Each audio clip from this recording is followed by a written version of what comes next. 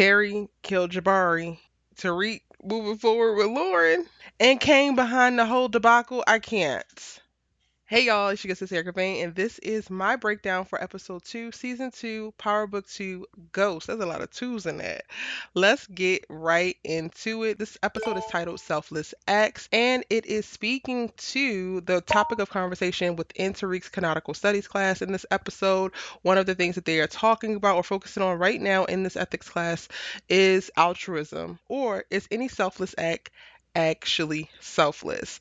And when you really think about it, this episode was truly brilliant because that theme is literally placed into every single character's decision throughout this entire episode. So it really leaves the audience wondering, is anybody doing anything for anybody else? And the only thing I can think of is as an actual selfless act is Tariq deciding against his best interest or against his better judgment, but that's also up for debate, to not frame Carrie by planning to burn her phone in her office, which he decides midway through the episode because he did have a conversation with Kane in this episode and says that though Ramirez isn't actually the one being framed for the murder of Jabari, it's fine because they're looking into Carrie and he's going to help that investigation along, but it ultimately chooses not to.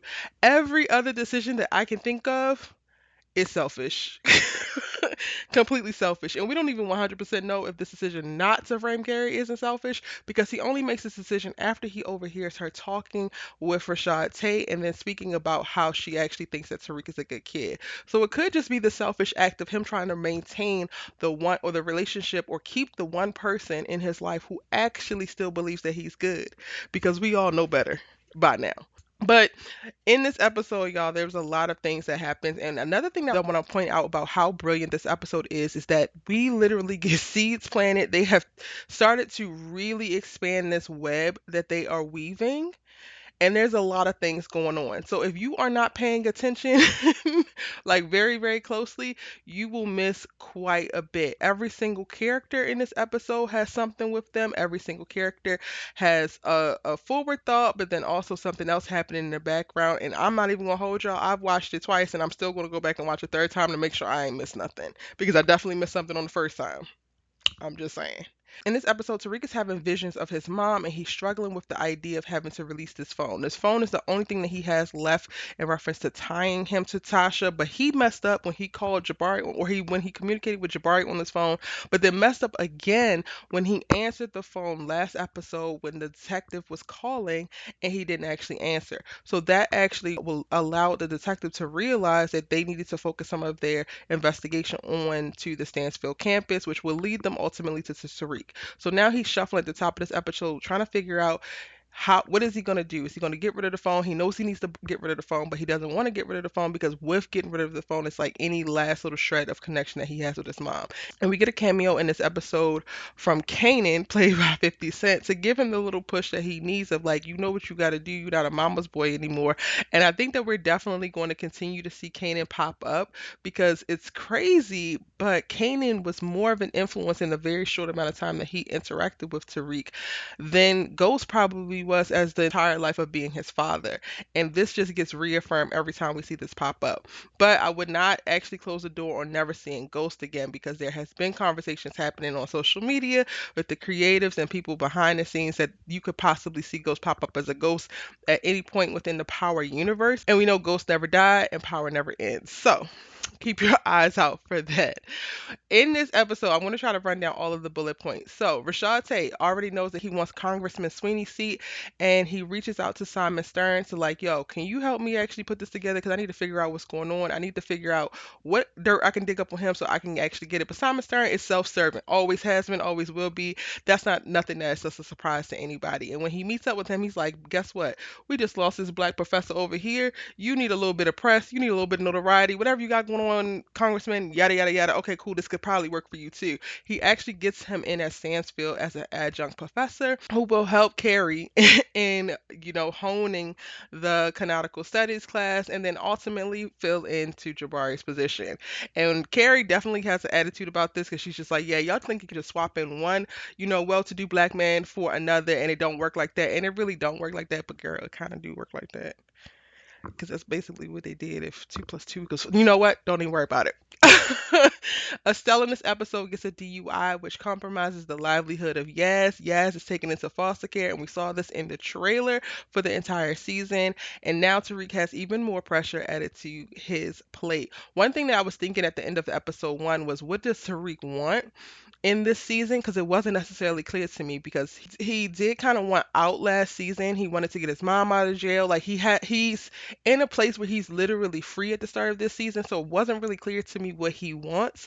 And now we're going to start to see the things layered on to give him a more like a stronger want. So he's going to want to go and get Yas, but he can't because he's actually a student himself living on campus. And I think that this is going to push him to move off campus, especially if they can't actually do something with Estelle, and this becomes a whole, her little alcohol problem becomes an even bigger problem.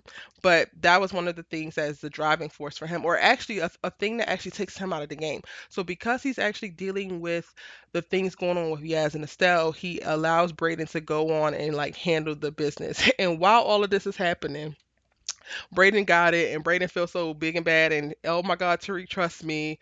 He winds up falling into Kane's plan. Yeah, y'all. And I didn't even see this coming until the very end when it gets revealed. But ultimately, Kane winds up stealing all of Tariq's re-up from Brayden at Brayden's parents' house, replaces it with sugar, and they only find out about, or they never find out that it's actually cane, but they find out about the sugar because Brayden goes to do a drop off to Effie at Yale, and then she gets into it with one of the people that she's actually selling to because they realize that this is not actually Coke, but it's sugar. That whole fight ensues. Brayden actually held her down, so go right on ahead. I'm sorry for your face, bro. But I'm going to come back to that because the biggest thing about that is not that the drugs were fake. The biggest thing about that is that Tariq actually introduced Diana to Effie. Yeah, we coming back to that.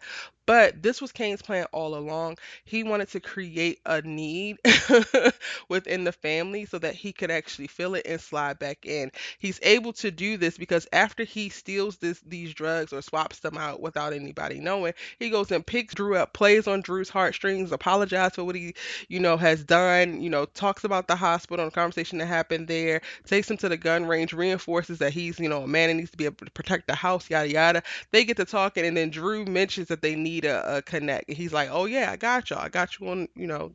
I can actually fix that. Of course you can fix that because you've already gotten in good with Mecca." Or started to, because Guap tries to ruin that at the top of the episode by following you to Mecca's house and then getting his fingers broken because he don't know how to act and he still wanting to be on IG Live. How are you a drug dealer always on IG Live? Why do you always want a public record of where you going, sir? When you go to another drug dealer's house. Like, why is this boy not dead? Kane, why is Guap not dead? He needs to go. He needs to go. Um, but he actually got in good with Mecca, so he's able to make those two connects. And I guess we really can't blame Kane because he did try to just come straight up. At the end of last episode, he literally went to the house and said, "Ma, I got us a new connect," and she didn't even open the door.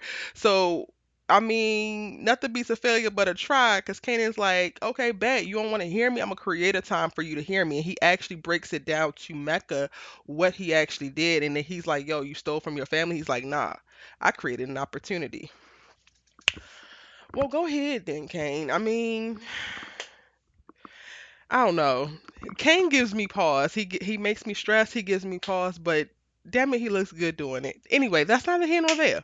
Going back to Raina real quick. So Tariq is still a client of Davis McClain, or at least client adjacent, because every time something happens, last episode we saw him call Davis to figure out where Tasha is. Raina gets taken away. He goes to Davis's office, and of course he doesn't trust Saxe. He hates the Saxes around, but this is something that he does. So that is to let us know that okay, he's still a client, or still within that realm. I want Davis to really pick a side because while I get he was doing what he had to do last season, I really don't want him to be as raggedy as he is given. And if Tariq is going to be leaning on him and actually trusting him, I want him to be able to be trustworthy because there's pretty much nobody in Tariq's circle that he can actually trust, except for Brayden. But Brayden can't really do nothing for him. Brayden is literally the hype man. And maybe this season we're going to see Brayden go through some type of evolution or transformation, but Brayden can't really do anything for him by way of like the things that Tariq actually needs besides being his best friend, making him feel better, and giving him some kind of familial je ne sais quoi. I don't know. But what I thought was the greatest part about Tariq going to go see Davis McClain and speaking in his office is that Davis literally says he can't do nothing about it. That's the family court system. You need to find somebody of great influence. You need to find somebody of great influence. Stars, I see what you was doing. Go ahead, Courtney girl. This is the parlay. And then we get a cut to seeing Rashad Tate. We already know that Power Book 5 influence is on the way. They're setting the path for that in this season of Power Book 2 Ghost. That's why we're seeing Rashad Tate a lot more. And I'm just like, so y'all really just gonna have this whole universe just. But I ain't even mad at you because it's given. A few little random things that happen in this episode, which are kind of weird, but I guess not. Drew tells Zeke about Tariq and course correct. Why? I'm running your damn mouth too much. But then he also winds up telling him about Monet's plan, which is going to be a great thing because that's going to be the thing that helps get them out of it. Zeke is not ready to handle this. And Monet, thank God that you cooking up another plan, girl, because you must realize how weak this bridge you building on Zeke back is. He is not the one that's going to carry y'all asses about of this illegal criminal activity. He is not going to be the one to save y'all. He is not going to be the one to get to the league and actually stay there and do anything. This little boy needs to cultivate a spine and some sense very, very soon, and it ain't right now, sis. So you might want to leave him where he at, and hopefully things get to percolating, okay? Another thing that we are informed about in this episode is that Effie is bisexual, but I think we only learned this in this moment so that we can realize how unfazed she is about Tariq, because then they have a moment where Tariq brings Diana up into the campus. And Diana is so cute because she definitely wants to be with Tariq, but she's also very quiet and she's also very sheltered. So she's not actually exerting herself the way that she could. But she takes little digs and little moments of like when Effie's like, "Is this your girl?" And she's like, "Well, why you want to know?" And Tariq's like, "Oh, well, it ain't even like that." She's just like, "Ugh. Girl, you might want to work that out in private before y'all go out in public and you embarrass yourself." This little moment allows Effie to, one, get a peek into the next level up. So she's now getting an understanding of how Tariq's infrastructure is working, which is very interesting to me because he couldn't trust Effie before. Why do he think he's going to be able to trust Effie now? And Diana also doubles back later in the episode to talk to Effie about how she's actually balancing moving weight and going to school, because that's something that Diana wants to actually make happen. So these girls is about to be allies. Tariq run. No. But we get to see that, and then also Effie's the one who plants the seed in Diana's head of like, you really need to think about what's going on. You know, all the players involved, so what actually happened? If y'all are not used to getting this kind of crap from your previous connect, then you know something actually happened in the meantime, and you need to figure out who has the most to gain from y'all looking stupid and or stealing your product. And I love this for Diana because she's the first person to actually start to put two and two together that it was actually Kane. And I think that this is going to be something that she's going to leverage. I don't think there's something that she's going to actually tell Monet because she does want Kane to be a part of the family, but it is going to be something that she's going to use to hold over Kane later on down the line. And by golly, Miss Smiley, you going to get free, sis. As long as you keep working how you working, you going to get free of Monet. I believe in you. You is smart. You was real smart. She also leverages a pending doom or concern over Tariq when she calls him and like, yo, Monet was really pissed about the shipment, but I smoothed it over for you, so now you owe me. Girl, she laughed about it and talked about let's make some cake for dinner. But go ahead, he don't know that and don't need to know that. Diana is out here learning how to play chess, and I'm here for it. Speaking of girls, Tariq runs into Lauren in this episode, and they get to get a little hot and heavy on this rooftop until Diana calls, and then she gets an attitude because she sees that Diana calls, and he got to take the call, and it's just like all these little girls and Tariq, like y'all really want him, huh? Y'all really want him bad. But okay. I don't know how I feel about Lauren. Like, I want to warm up to Lauren. Lauren just seems like danger. Lauren seems like the little girl on the right side of the law that actually worked her butt off to get into this Ivy League school, even though she's like legacy. She comes from a very privileged background, but she a little bit down to earth, just a little bit, because not really. And she don't feel like she's about this life. So while Tariq can be really interested in her, be intrigued by her, be challenged by her and attracted to that challenge, she seems like she's going to be the one to tell the feds what you're doing. So don't go there. It seems like a hot fire and you want to keep touching the flames. But okay. And she looks good. So I guess. But It just feels like danger. But then also when I think about it, I'm just like, well, what is he going to do with Diana? Because she's up under Monet's thumb and she don't actually have like a, she's just now starting to cultivate clear plan for herself, what she wants to do and how she's going to do it. And Tariq is like light years ahead, already out here living on his own, already out here making decisions for himself, already out here really establishing the man that he wants to be. And you're still being a little girl in your mama's house. And that's no shade, Diana, but I don't know if she's ready for a relationship with Tariq. And Effie can't figure out if she wants to be loyal or self-serving or love Tariq or no. So how about everybody just stay single? But we wouldn't have a show if that happened. So we're gonna go down the Lauren path, who actually gets an attitude and runs out on Tariq talking about every time things get good with us, you get distracted. Girl, every time y'all get to kissing, he gets distracted. Y'all have never really been good, but I'm gonna let you finish. Okay, this detective is pissing me off.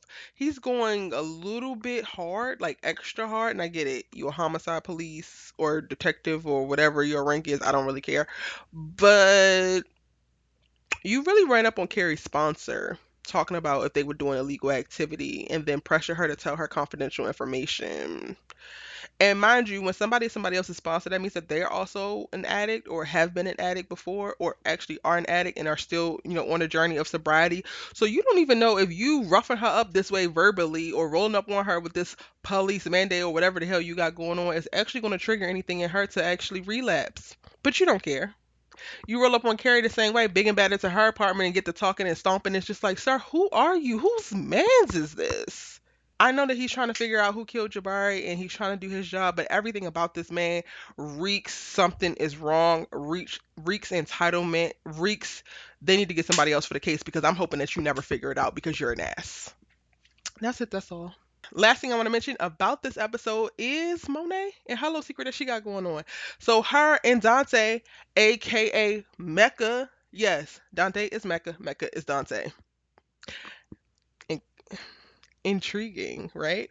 Okay, so I'm kind of over it, and I called my cousin about this last night when I watched it for the first time, and I was just like, I'm gonna need Power and STARZ and whoever else, anybody attached to 50 Cent, not to use Rain in the song no more, because we get to hear random moments where I Can't Stand the Rain is playing, and it's triggering Monet. You can see it. It's clearly triggering Monet. This happens to be her anniversary, so she goes to go visit Lorenzo, and then she's talking about how unhappy she is, and she out here on her own, and all she got is air, and he gonna be in here for life, and yada yada yada yada.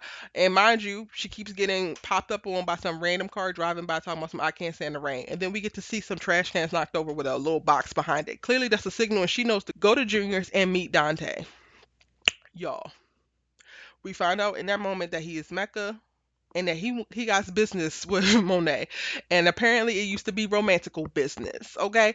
And she decides that she's going to walk away, but she still takes his car before he does. And he looks like a lost puppy that just wants his little best friend and romp partner back. And we're definitely going to see how this transpires in this season. Because if Monet is already talking about she's pissed off and frustrated with Lorenzo for not being there, she's pissed off at Kane for killing Ramirez. And you know that was her little romp partner last time. So she ain't getting in how she used to get in. Her plans are all falling through and she's not actually managing this organization how she would like to. But then this guy pops up and now things seem like they're on the up and up because she turns around with a little smile like, oh, okay, this could be an option. I'm just like, danger. I think that's it. That is my full thoughts for episode 2, Power Book 2 Ghost. Y'all let me know what you think in the comment section down below. I absolutely love this episode. I felt like they planted so many Easter eggs, planted so many seeds, and all of the things that we saw in this episode are going to come back around throughout the rest of the season, and I love to see it. Anyway, I'm going in the comment section right now to talk to you. I'm going to meet you down there. If you're new, hit the subscribe button, press the like, and turn on your bell notifications so that you don't miss any of my Power Book 2 Ghost videos. I'm going to see you in the next one. Bye.